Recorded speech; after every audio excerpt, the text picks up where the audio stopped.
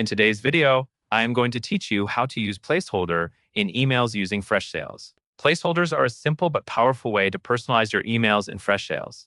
Instead of typing the same details over and over, you insert a placeholder once, and Freshsales automatically fills in the right information for each recipient. This helps your messages feel more personal, and it also reduces typing mistakes. To get started, open the email composer where you normally write an email. This could be in a one-to-one email or inside an email template, depending on how you are working. Once you are in the composer, look at the formatting toolbar. Around the middle of that toolbar, find the placeholders icon. It is labeled with curly braces like this. Click that icon to open the placeholder options.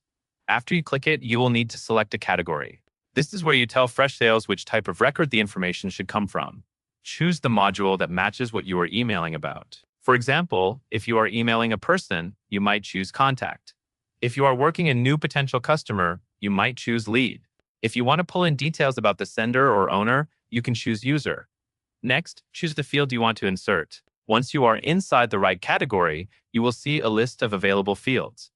Click the specific field you want, such as first name. Choose fields that make sense in the sentence you are writing, so the final email reads smoothly when it is filled in.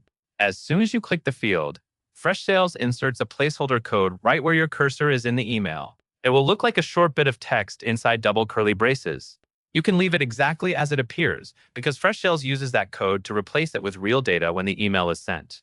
A helpful tip is to place your cursor carefully before inserting, especially if you are adding a name into a greeting. Also, keep your spacing and punctuation clean around the placeholder so the message does not look awkward when it populates. And that is all there is to it.